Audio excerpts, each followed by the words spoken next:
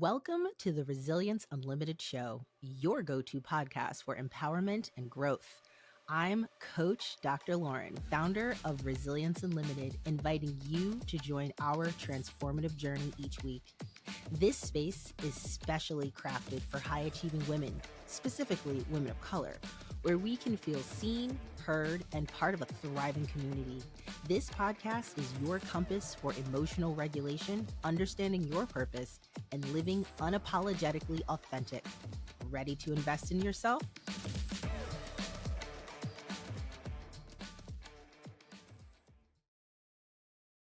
All right, we are back.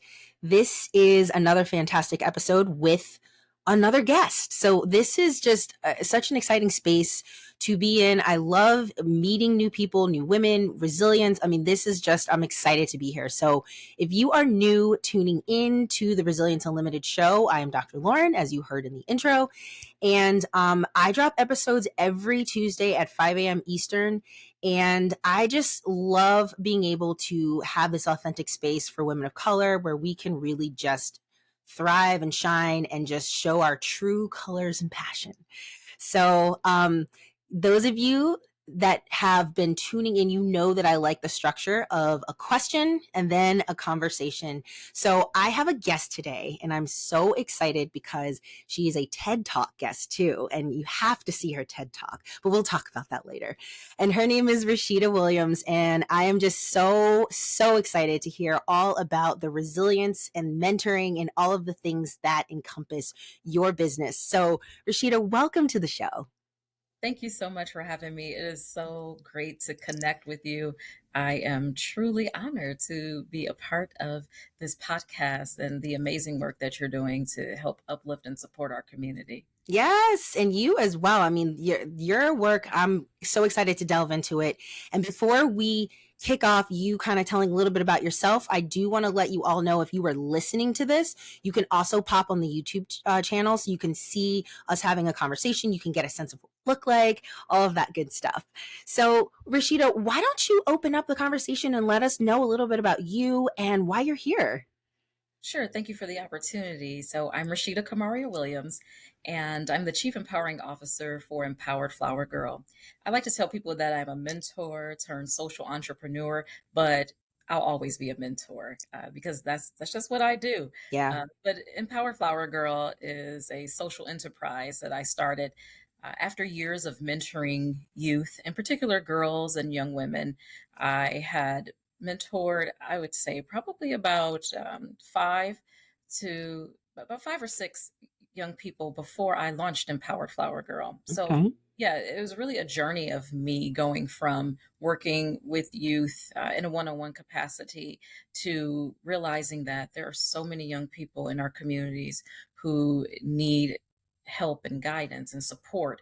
And what can I do Right. to formalize things and make sure that more young people have access to this type of support? So I founded Empowered Flower Girl in 2010, and we work to Wow. help young people live above life's drama, from cyberbullying to societal pressure, so ultimately they can make a powerful difference in the world.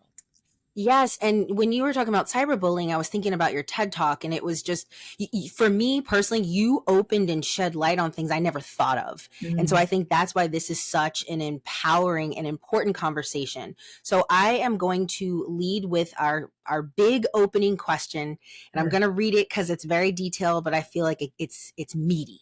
So Yeah. how would you advise youth advocates and mentors working to instill resilience in the young people they support, particularly amidst societal challenges? And how do you foresee resilience remaining a central focus in your future plans and initiatives for Empowered Flower Girl? Wow. Like when I think about that question, Right? yeah, like you said, it's meaty, It and is. It is. I love talking about Let's this. break it down. Let's break it down. Over the past few years, what I've been laser focused on is really inspiring intergenerational empathy and understanding. Oh, And okay. to me, that is the key. Yeah. When we look at how things have been going in our society, right? There's been a lot of challenges that not only face young people, but adults as well. And all of us are facing this together. From, of course, we had COVID, right? We Yeah. had an international pandemic. No matter where you were in the world, you were impacted by COVID.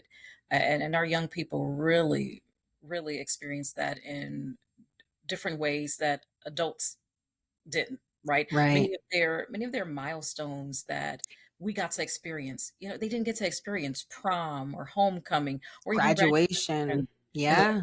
we did, right? So they're experiencing this. They have fears as well. They're losing parents, they're losing friends, teachers, people who they love, just like we are. So not only that they face that, but also economic uncertainty, not Right. knowing, is my family gonna have a place to live or stay? So many of these challenges, and then even before the pandemic and moving post COVID, even though we're not, right? Yeah. But Right.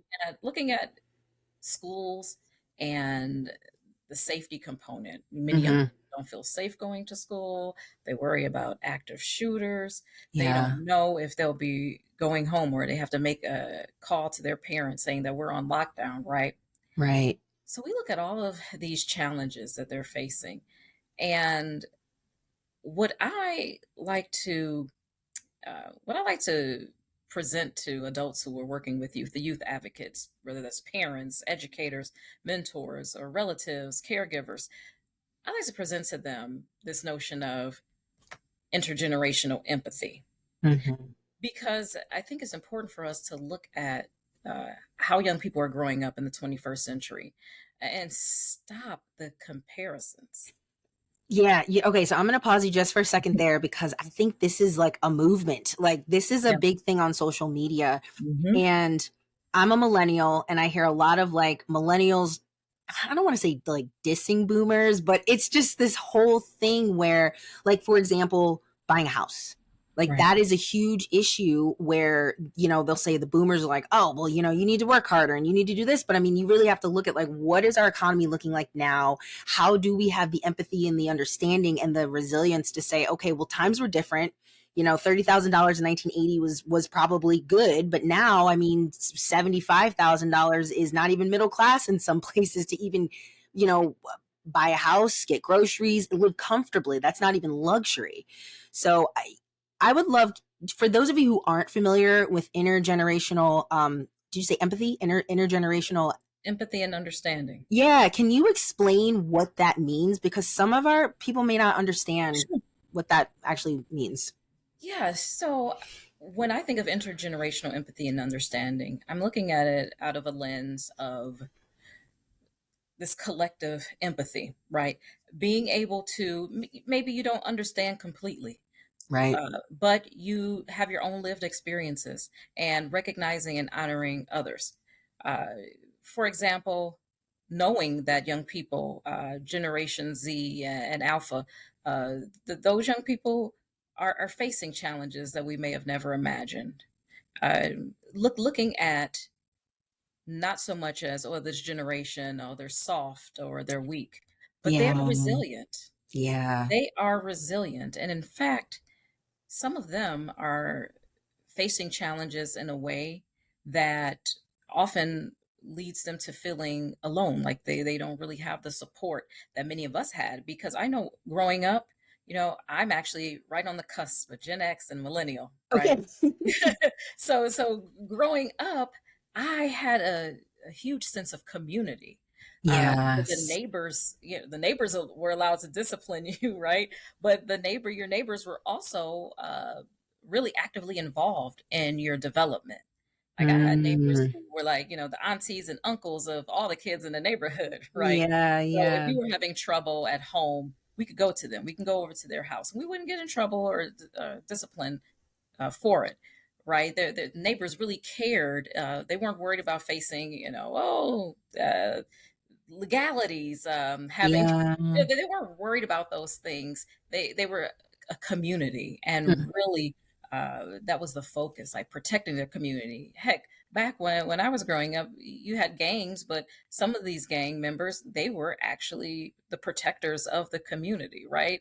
I know even in my mom's generation and older generations, boomers, right? The gangs weren't about terrorizing the neighborhood; they were actually about protecting it. Yeah, yeah, and in a sense of like brotherhood and just because when I was listening to your TED talk that you talked about the gangs Mhm. and I think a lot of it for me when I think about it, like we want to belong. Everyone wants to feel Yeah, like they belong somewhere. They want to feel like they have a purpose. They want to feel loved.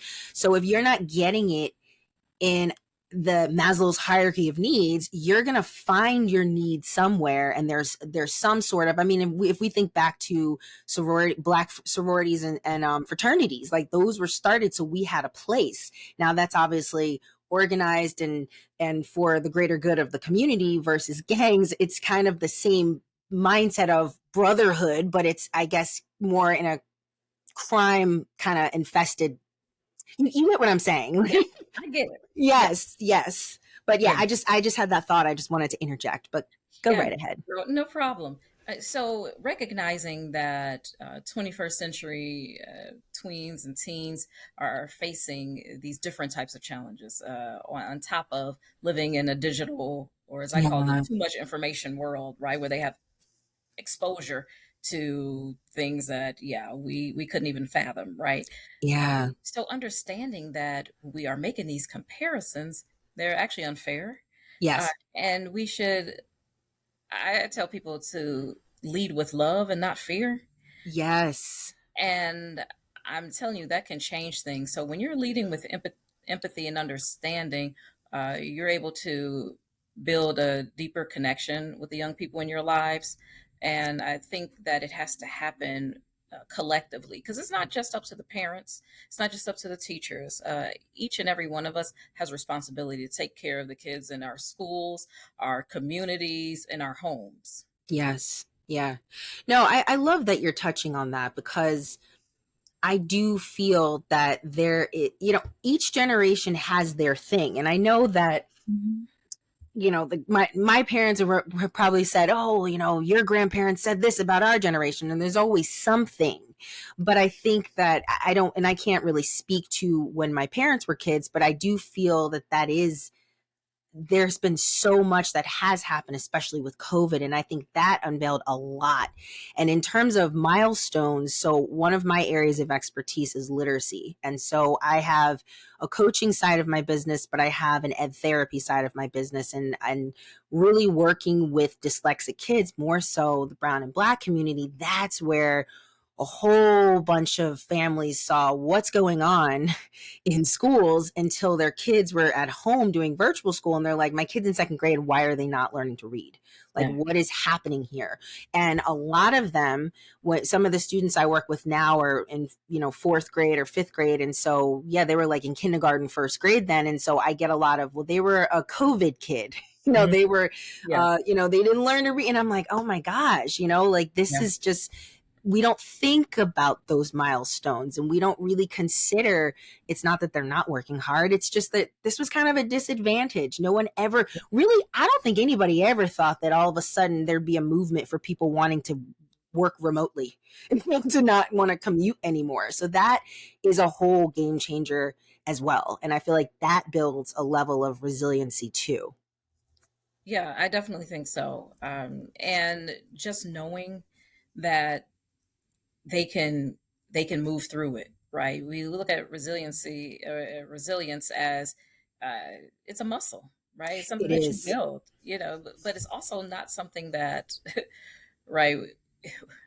It's something that we want to make sure the young people in our lives have resilience, but it's also our job to make it so that the circumstances in their lives, they don't have to always struggle and have these challenges. Because when I hear all of that negative talk about this generation being soft or they have it easy, my thing is they should have it easier than we did. Each Yeah. generation should have some of the trauma lifted, should have more opportunities to reach their goals, we this is what we're working toward, right? That's what at least that's what I thought. Yeah.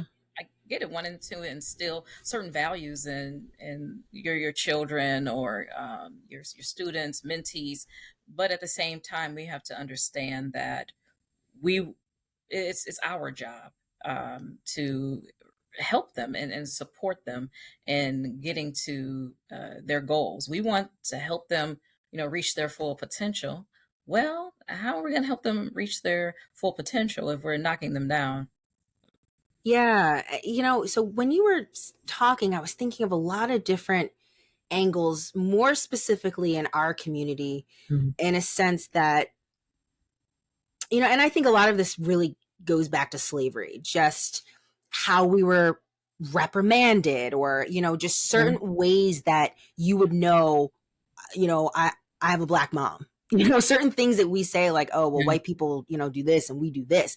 And I just think, while there's some kind of humor and like, oh yeah, that happened in my house too, there's still trauma with that. And Exactly. my question to you, I mean, this is still formulating as I'm talking, but like, I don't believe that we should keep passing down that trauma, but I also don't know if our previous generations know that they're still passing down that trauma. So Yeah. then it leads to some of the comments that you're saying, this generation's soft and this and all that. And it's just, how can we, I guess, how do you work through that with your mentoring, in your Empowered Flower Girl organization? I mean, are these things that you talk about? I mean, I don't know if that makes sense. Like I said, this question is literally coming to me as I'm listening. And I'm like, this is actually a problem in our community, where it's like, we need to stop, we need to break the dysfunction and that cycle. We do. We Yes. really do. And it's hard. And when you're that person who is breaking it, then all of a sudden you're like, ostracized and you're disrespectful. I'm like, Mhm. no, I'm Yeah. just setting boundaries. Boundaries. Ooh, that's the word, right? Yes. Uh, Yes. But I want your thoughts on that. yeah. there there's no one size fits all solution. Yes. There are many of them, right? But one of the things that I've done in my work with Empowered Flower Girl, in some of our workshops and programs, while we focus a lot on young people's relationships with one another and themselves, Hmm. uh, we also like to bring in the component of working with parents. Yeah. So there are some programs, for instance, we have a workshop called Chica Chat. And Mm. I really love Chica Chat because it helps girls and young women and youth who identify as female. It really helps them to get to know one another in a safe space where they can share some of the challenges that they face, but also give advice to each other. Uh, we also challenge stereotypes and help young people really get to know one another on a deeper Yeah. level. Uh, Hmm. and what I found that once they get to know one another, they are less likely to engage in the bullying and the social exclusion, those sorts of things. When they find out, oh yes, my classmate, well, they're facing homelessness, or Yes. this another young person in my class, well, they lost their mom recently, or parents went through a divorce, so they have more empathy, right, for their Hmm. classmates, and they're able to get to know one another uh, yeah, on a different level. Uh, Right. but Right. but one of the things that we do is we will have some of these workshops where we bring in the parents as well, right? Mm. Because I've been finding Okay. that a lot of times when someone does this, they're like, I have some insights. So I found that a lot of the times the girls and young women, they're having challenges with each other in the classroom, because they also have moms in their homes who are having these same sorts of challenges with their friends or their coworkers. uh, Adult women haven't really had a chance to get the type of care and help that they need, right? So many of their mothers may not have gone through therapy, or maybe yes. they haven't had an opportunity to build strong relationships, right? Hmm. So a Hmm. lot of them are passing, like you said, passing these things along. But I want to make sure that also we're getting to the parents, like those youth advocates, because parents, they're youth advocates as well, right along with Yes. the teachers. So oftentimes parents don't necessarily get an opportunity to be a part of these programs. So I love it when I work with a school or community organization that says, hey, we'd love to have you come work with the girls, but we also, what about if we did a mother-daughter version of the Chica Chat? So a Yeah. lot of the work we will bring in the parents so we can continue to foster that intergenerational empathy and understanding, because they need support. They need help Yeah. as they are raising their children. Hmm. And I have really transitioned a lot of the work that we're doing to help support the youth advocates, mentors, parents, educators. Yeah. Wow. That's amazing. And I think so many of us don't realize how much a mentor can really make a difference in one child's life. Yes. Just having that consistent person. So my background is special ed, and I always found the most challenging kids the best because they actually needed that consistency. The teachers that were afraid, oh, well, this kid's going to do this, or I can't deal with this. Well, honestly, like what they need is that consistency. What they need is someone showing up for them. What they need is someone believing in them, because my whole thing is, as a parent, but also as an educator, is they're kids. Okay, so they're a product of their environment, and it's our job as the adults and the mentors to say, all right, this kid is veering off. How do we get them to see, get back over here and see the light, to say you can be somebody. You don't have to choose this path. And I think that when we put in that work, we do see, the fruits of our labor. And it's not an easy task, and it's not a quick fix either. But I mean, you clearly have the passion and the love for this to make that systemic change, because you and I both know our community needs this, and nobody's going to save us but ourselves. That is So right. yeah. And that's one of the reasons why I'm so passionate about helping young people uh, to live above these challenges.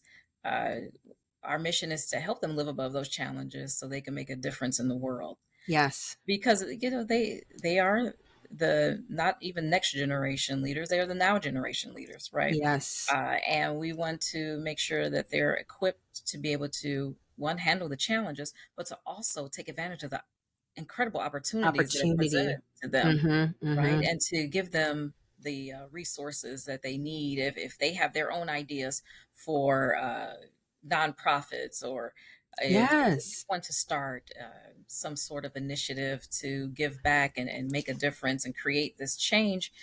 We want to give them the foundation so they can do it. Yeah. We love showcasing young people through our She's Empowered program. So it's for girls and young women, non-binary youth who are creating change in their communities, who are uh, artists, activists, authors. I love that. Yeah, so we want to showcase the good work that they're doing Yeah. in the world, Yeah. so that young people know we really care about them. And it's Mm-hmm. not just about what bad young people are doing that's bad or wrong, always putting them down.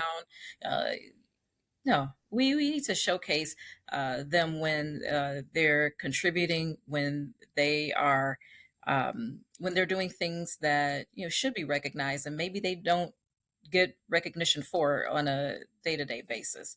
Right. So we want to make sure that they're in the forefront, that we are having our young people on display in the way that makes them feel proud Mm-hmm. and Yes. encourages others as well. Mm-hmm. Yes. I love this. Wow. So Rashida, this was a really amazing conversation. And so I'm so sorry we have to conclude this episode, but I think we really dropped some nuggets and gems. And before we conclude, I do want you to share, how can our audience reach you? Is there a signature product that, you really want to promote, where they can reach out and get to know you a little bit better in your business? So why don't you share that with our audience? Yeah, thank you so much. I can't believe time flies. I was like, "Ooh, this conversation is good." I Uh, know. we'll have to continue offline or Yeah. something. So, Sure. thank you so much. So, if anyone wants to connect with Empowered Flower Girl, we're on social media, Instagram, Facebook, as well as LinkedIn at Empowered Flower Girl. You can also check out our website, empoweredflowergirl.com, to learn more about our programs. One of the programs and initiatives that is near and dear to my heart is our Girl World Peace Academy, and Mm. that's for the youth advocates, those who want to build deeper connections with the young people in their lives, especially those who are more motivated to help our girls and young women and gender expansive youth, to help them to, again, live above those challenges and support them in going out into their communities and making a positive impact. Because I know that at the end of the day, that's what we want Yeah. for our Yeah. young people. And whether you're a teacher or a parent, a mentor, you run an after school program, but you're just looking to take it to the next level, or you're looking to start a mentoring program or kindness club or some sort of youth, I like uh, that. yeah, some sort of Yeah. led youth empowered initiative. We give you the tools and support and strategies that you need to make those connections with the youth, but also to get noticed for the good that you're doing in the world. Yeah. So, Rashida, you're based in Detroit, right? Yes, I'm based in So, Detroit. so if someone in California wants your services, how does Yeah. that work? Yeah. So thank you for asking that. Right. So thank you for asking that, because the Girl World Peace Academy is virtual. It's a virtual Perfect. program, All but right. I work with school districts, schools throughout the U.S., Canada, UK, and South Africa. Yes, yes, yes. International. I love that. And that's actually one of the good things about COVID. We really have expanded, like, hey, I can do Yes. business. I've done presentations in Africa in this room, and I love it. Exactly. Yes. Oh, I love this. So, okay. Those of you who are excited to really click and see what Empowered Flower Girl is all about, be sure to click the show notes. It's in the show notes. If you are listening, it's in the show notes in the YouTube page. You know where to look. So I am just so thrilled to have you on this week's episode. And yes, this has been such an amazing conversation. I love meeting such strong women, especially strong Black women who really are doing good in the world. It really warms my heart, like, seriously. So this was such a great conversation, and yeah, I'll see you guys next week. Yay. See you then. Thank you for joining us this week on the Resilience Unlimited show. Be sure to hit subscribe wherever you get your podcasts. Subscribe on our YouTube channel and follow us on social media. See you next week, divas, and don't forget, stay resilient.